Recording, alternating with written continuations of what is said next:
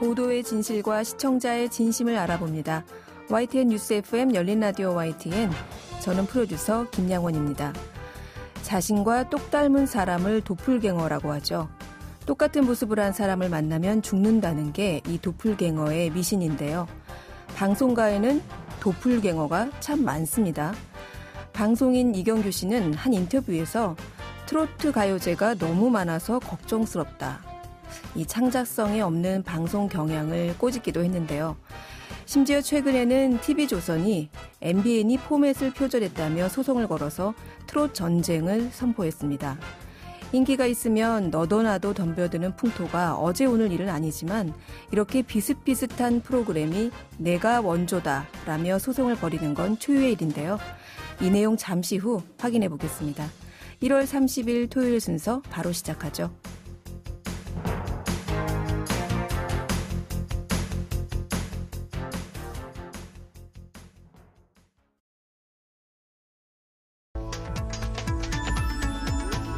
미디어가 전하는 이슈에 대한 다양한 분석과 팩트체크까지 바로 보고 뒤집어보고 꼭꼭 씹어보기 위한 미디어 비평 프로그램 열린 라디오 YTN. 네, 한 주간 뉴스를 꼭꼭 씹어보는 시간 미디어 비평입니다. 오늘은 국민대 언론정보학부 조수진 겸임교수 전화 연결돼 있습니다. 교수님 안녕하세요. 네, 안녕하세요. 네, 오늘 어떤 내용 준비하셨습니까?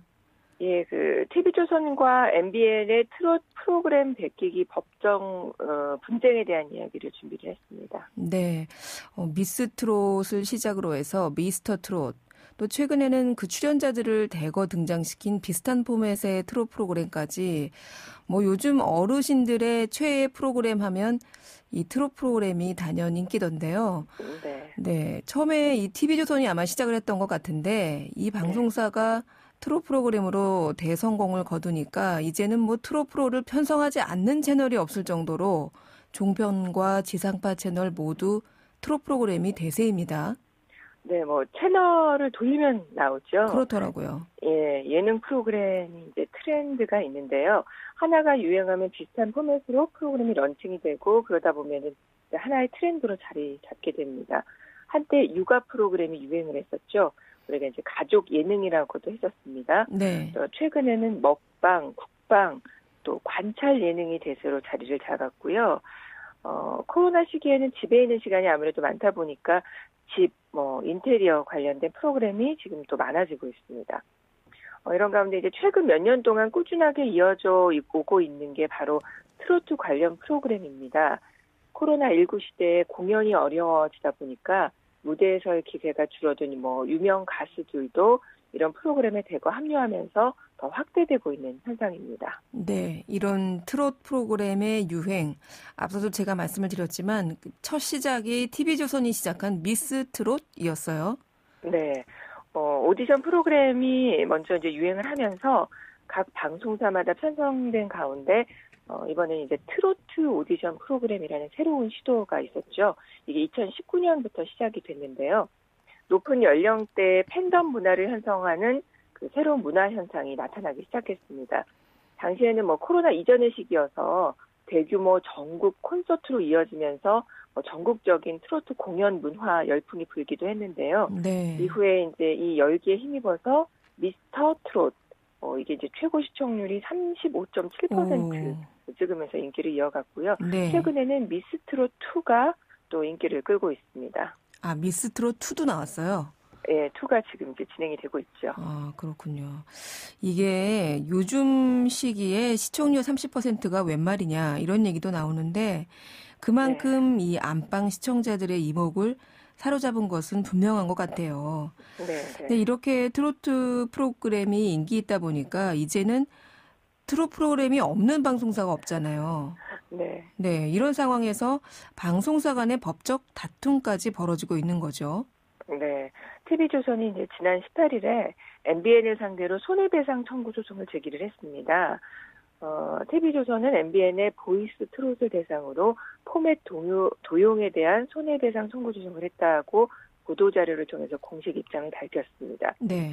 여기 이제 내용을 보면은요, MBN이 미스트롯과 미스터 트롯을 도용해서 2019년 11월에 보이스 퀸이라는 프로그램을 또 2020년 7월에는 보이스 트롯을 방송을 했고 현재는 사랑의 콜센터를 도용해서 트롯 파이터를 방송하고 있다라는 겁니다. 그래서 이제 지난해 1월과 11월 이미 2차례에 걸쳐서 포맷 도용에 대한 중단을 요구하는 공문을 발송을 했는데 응답이나 시정 조치가 없다가 이제 소송을 앞두고 지난 13일 처음으로 표절 논란과 무관하다라는 입장을 밝히고 있다라는 주장입니다. 그러면서 이제 단순한 시청률 경쟁 때문이 아니라 그동안 비일비재하게 일어났던 경계심 없는 마구잡이 포맷 베끼기에 경종을 울리기 위해서 이번에 이제 청구 소송을 했다라고 밝히고 있습니다. 네, 이건 이제 TV조선의 입장이고. 입장이죠. 네. 네. 그런데 이게 앞서도 교수님께서 말씀하셨지만 네. 이거를 콕 집어서 이건 도용이다 이렇게 얘기할 수가 있을까요? 네, 그 MBN의 주장에도 보면은요. 반대로 이제 과거 자사 프로그램과 유사한 TV조선 프로그램으로 인해서 먼저 피해를 봤다라고도 주장을 하거든요. MBN은 네. 우리가 먼저 피해봤다? 네, 우리도 예전에 그랬다. 그러니까 이제 그런데 가만히 있었다는 거죠. 네. MBN의 그 나는 자연이다 이게 굉장히 인기가 많잖아요. 나는 자연인이다. 이게 네, 자연입니다. 네. 이게 성공하니까 TV조선이 자연에 산다라는 유사한 프로그램을 제작해서 피해를 줬다라고 주장을 합니다. 이제 MBN은 TV조선 프로그램 중에서도 MBN을 흉내낸 프로그램이 적지 않는데 이번에 이렇게 이제 고소장을 접수한 것은 참 유감스럽다. 그래서 우리도 법적 대응을 검토하겠다라고 밝히고 있습니다. 이게 이제 사실 그동안 한 프로그램이 유행하면은 방송사마다 비슷한 포맷의 방송이 계속 생겨나는 게 어제 오늘의 일은 아닌데요. 그래요. 예, 그렇죠. 프로그램이 어디까지 비슷하고 베낀 것인지 또 뭐 어디가 독창성으로 볼 수 있는지에 대한 관점 자체를 명확하게 판단한다는 게 참 어렵습니다. 네. 이게 이제 저작권과 관련된 건데요. 저작권법이 참 선을 긋기가 어렵습니다. 우리가 그 저작권의 기본이 아이디어와 표현 이렇게 나뉘거든요. 네. 그러니까 이거를 이제 보통 아이디어 표현 이분법이라고 얘기를 하는데요. 이게 전 세계적으로 이 아이디어 표현 이분법이 주로 이제 저작권 실무에서 사용하는 건데 이제 여기에 보면 아이디어는 저작권 대상이 아니고요. 네. 표현은 또 저작권 대상이 됩니다. 그런데 이제 포맷은 표현에 해당될 수도 있고 아이디어로 볼 수도 있으니까 그러네요. 이게 참 애매한 거고 여기 이렇게 딱 선으로 이게 딱 여기로 이제 선을 긋기가 참 어려운 거죠. 근데 이제 이제는 포맷이 또 중요해진 시대고 방송 포맷 자체를 해외에 수출하기도 하잖아요. 그렇습니다. 뭐 수입하기도 하는 시대인 만큼에 네. 이번 판결이 어떻게 전개될지 지켜봐야 할 텐데 이제 외국의 재판 사례도 보면은요. 이렇게 포맷 분쟁에서 저작권 침해가 인정된 것보다는 부정된 사례가 더 많은 것으로 나타납니다. 그러니까 방송 포맷이 아이디어와 표현 이분법으로 따져볼 때 아이디어적인 요소가 강하다는 관점 때문인데요. 네. 일부 사례에서 저작권 침해가 인정된 경우는 기존에 사용되어 온 요소들을 선택 배열한 조합의 독창성이 인정된 경우 그런 경우가 있긴 한데 이게 사실 참 정확하게 규정하기가 어려운 거죠. 그렇군요. 네. 자, 그러면 이렇게 방송 포맷의 저작권 침해에 대해서 우리나라에서 이전에 인정을 해준 사례가 있었어요? 기존에 이제 방송 포맷을 대체로 아이디어에 속한다고 봐서 저작권법에 의한 보호가 어렵다고 보는 게 일반적이었습니다. 외국처럼. 네. 그런데 이제 지난 2017년에 대법원에서 방송 포맷도 일정 요건을 갖추면 저작권법에 의한 보호가 가능하다라는 취지의 판결이 선고된 적이 있어서 관심을 끌었습니다. 있군요. 예, 2017년 11월 9일 선고인데요. 그 SBS가 자사의 짝이라는 프로그램. 네네네, 있죠? 짝. 네. 네, 짝. 그 프로그램을 CJ ENM이 SNL 코리아 코너, SNL 코리아 중에서 이제 그 한 코너와 네. 또 온라인 게임 홍보 영상에서 이 포맷을 사용해서 저작권을 침해했다라고 소송을 제기한 건데요.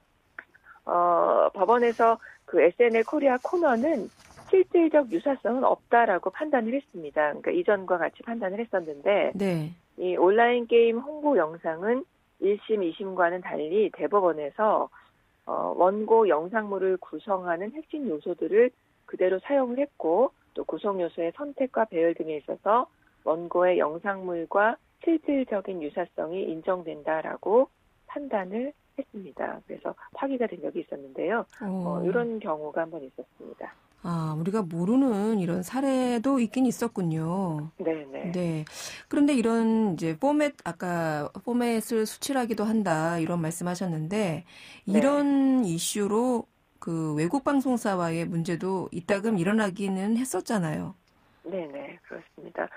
아무래도 뭐 중국과의 관계에서 이런 일들이 많았는데요. 네. 그 2016년에 중국 정부의 한한령에 따라서 한국 콘텐츠 수입이 어려워지자 표절하는 사례가 많았습니다. 그렇죠. 아마 이제 기억하실 텐데요. 네. 2017년에 중국 후난 위성 TV에서 방영된 중찬청이라는 게 이제 국내 TVN의 윤식당을 프로그램을 표절을 했고, 뭐 친해적 객잔도 JTBC의 효린의 민박을 베낀 것이라는 의혹을 받은 적, 이게 이제 그때 좀 보도가 많이 됐었는데요. 네. 방송통신위원회 방송 포맷 표절 관련 국내 그 피해 현황 자료에 보면 그 당시에 이 프로그램뿐만 아니라 29개의 프로그램이 표절된 것으로 논란이 되기도 했었습니다. 네, 특히 이 중국 방송사들이 국내 프로그램을 이렇게 좀 도용하는 이런 사례들이 좀 사실 자주 있었던 것 같은데, 그런데 이제는 저희가 계속 얘기하고 있지만 방송 프로그램 포맷도 서로 수출하고 수입하는 이런 시대잖아요. 그러면 이게 단지 국내에 한정된 문제가 아니라 국제적으로도 문제가 될 수 있을 것 같은데요. 네. 이렇게 방송 포맷을 보호하는 뭐 기구 이런 게 있어요? 네.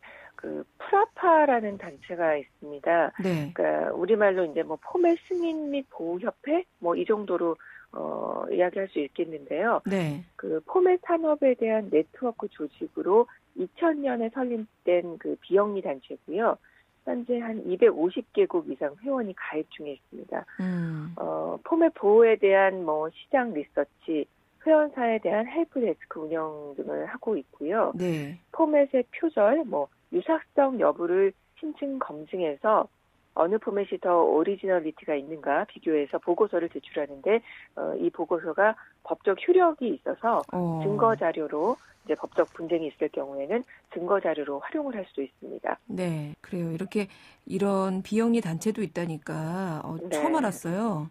네. 잘 알려지지 않았죠. 네. 그런데 뭐 앞으로는 이런 포맷을 둔 법적 다툼이 사실은 더 많아지지 않을까 이런 걱정도 좀 되거든요. 네. 자, 다시 우리나라 상황으로 돌아와 보면 이번에 이 TV조선과 MBN의 문제 어떻게 결과가 나올 것 같습니까? 사실은 이런 논란도 그동안 계속되어 왔기 때문에 이것도 어찌 보면 이제 일종의 방송가의 뿌리 깊은 관행이었죠. 맞아요. 그냥 포맷 베껴서 하는 거. 네. 그래서 사실은 이와 관련해서 전문가들은 회의적인 입장이 좀 많고요. 아까도 말씀드렸지만 이런 분쟁에서 사실 TV조선도 자유로울 수는 없는 거거든요. 네. 그러다 보니까 소모전으로 끝날 가능성이 높다라고 보는 시각도 많고요. 네. 그러다 보니까 TV조선이 왜 이렇게 했을까? 그러게요. 이런 원인을 따져봤을 때, TV조선이 트로트 프로그램의 해외 수출과 관련해서, 수익의 문제 때문에 이번에 확실히 해두고 가기 위한 게 아닐까라고 보는 시각도 있습니다. 그러니까, 이제, 트로트 예능의 원조다, 우리가. 네. 이걸 강조하는 게 아닐까라고 보는 시각도 있습니다. 어찌됐건 중요한 건, 하나가 유행하면 다 따라해서 전체 채널에서 비슷한 포맷의 프로그램이 선정되는 이제 이거를 이제 그동안의 관행이라면 관행으로 볼 수 있는데 그러니까 채널 돌리면 똑같잖아요. 네. 그래서 이런 현상이 조금 더 다양하고 창의적인 모습으로 바뀌길 좀 바라겠고요. 그러기 위해서는 아까 그 프로파에서 행동 강령을 제시한다고 했는데 거기에 나오는 내용인데요.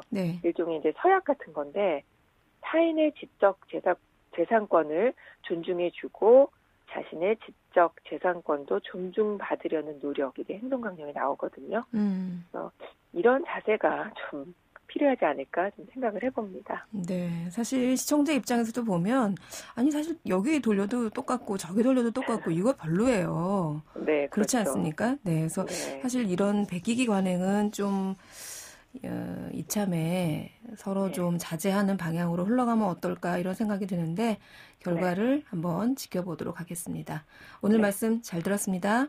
네, 고맙습니다. 네, 지금까지 조수진 국민대 겸임교수였습니다. 진실을 전합니다. 진심을 다합니다. 시청자 여러분의 목소리에 귀 기울이는 YTN 뉴스 FM 열린 라디오 YTN. 토요일 저녁 8시 20분에 방송됩니다. 한 주간 YTN 라디오에서 방송된 프로그램들을 모니터링하고 평가해보는 시간입니다. 오늘은 박채린 시청자평가원 전화 연결돼 있습니다. 평가원님 나와 계세요? 네, 안녕하세요. 네, 이번 주에는 어떤 프로그램 모니터링 하셨습니까? 네, 이번 주에 살펴본 프로그램은 매주 평일 아침 7시 20분에 방송되는 황보선의 출발 새 아침과 평일 오후 6시에 방송되는 이동영의 뉴스 정면 승부입니다. 황보선의 출발 새 아침은 1월 11일부터 일주일간, 이동영의 뉴스 정면 승부는 1월 18일부터 일주일 동안 들었습니다. 네, 황보선의 출발 새 아침 그리고 이동영의 뉴스 정면 승부 어떻게 들으셨어요? 네, 먼저 황보선의 출발 새 아침을 살펴보면요. 지난 1월 13일 수요일에는 부산 강서구 세계로교회 소년부 목사와의 인터뷰가 있었습니다. 이 교회는 운영 중단 명령에도 대면 예배를 강행해 시설 폐쇄 조치가 된 곳입니다. 이 교회 목사는 이 조치가 형평성에 어긋난다며 행정명령 집행정지 가처분 신청을 냈습니다. 때문에 이날 인터뷰는 정부 조치가 부당하다고 호소하는 목사의 입장을 들어보는 자리였습니다. 청취자 입장에서는 납득하기 어려운 손 목사의 일방적인 주장이 있었는데요. 예를 들어 다른 종교도 방역 조치에 위배되는 종교 행사를 했는데 유독 교회 예배만 막았다거나 교회는 방역 조치를 철저하게 하고 있다. 정부의 방역 정책이 객관성, 공정성이 전혀 없다와 같은 주장을 했습니다. 이 발언은 사실관계 확인이나 보충 설명이 필요한 부분이 있고요. 정부 정책에 대해 근거 없이 불신을 키울 우려도 있어 보입니다. 억울함을 호소하는 사람에게 마이크를 주는 것은 필요한 일입니다.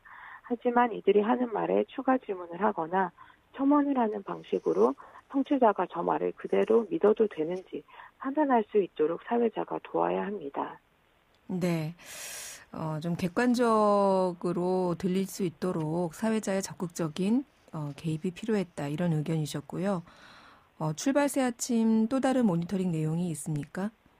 네, 지난 1월 15일 방송된 여의도 중계석 코너에서는 더불어민주당 서른 의원과 국민의힘 홍문표 의원이 격하다고 할 수 있을 만큼 열띤 토론을 했는데요.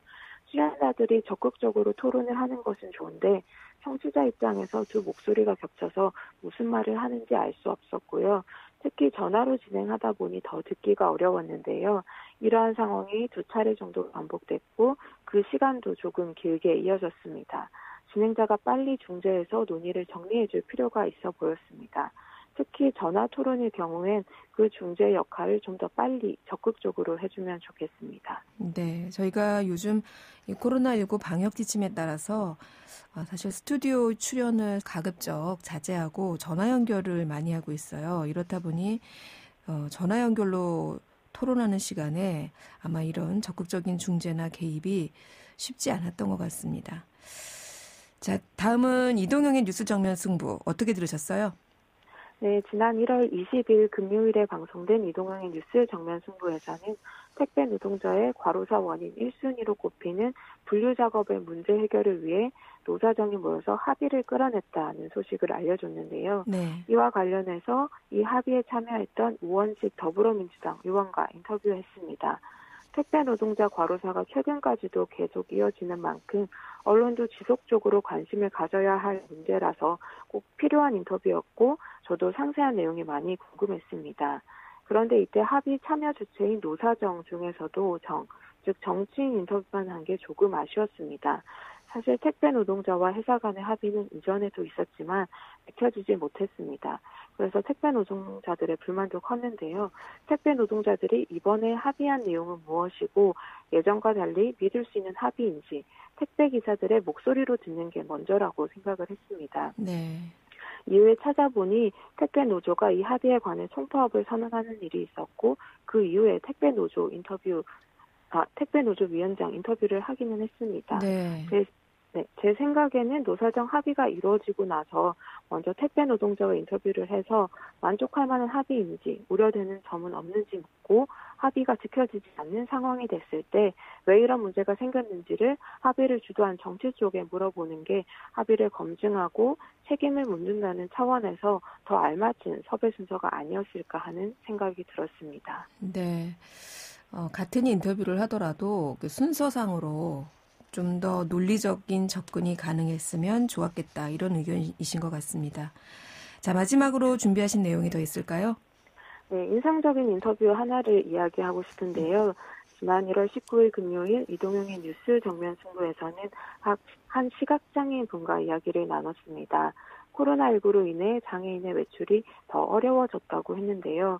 외출을 하더라도 엘리베이터의 항균 필터 때문에 점자도 읽지 못하고 QR코드 찍기도 쉽지 않다. 우리 사회는 소수자를 너무 쉽게 외면한다. 이런 내용의 인터뷰였습니다. 당시 진행자도 말했던 것처럼 저도 장애인이 겪을 코로나19 상황은 깊이 생각해보지 못한 부분이었습니다. 의식조차 못했던 문제점을 알게 된 의미 있는 시간이었고요. 코로나19로 인해 소외당하고 고통받는 사회적 약자와 소수자의 어려움을 더 많이 다양하게 청취자에게 알려줬으면 좋겠다는 이야기를 덧붙이고 싶습니다. 네, 중요한 지적해 주셨는데요. 이 마스크 쓰고 요즘에 생활하다 보니까 수어로 대화하는 것도 힘들다고 합니다. 표정이 가려지기 때문이죠. 장애인들 역시 일상생활에서 더 큰 어려움을 체감하고 있다는 것, 네, 잊지 말아야겠습니다. 오늘 말씀 여기까지 듣겠습니다. 감사합니다. 네, 감사합니다. 네, 지금까지 박채린 시청자 평가원이었습니다.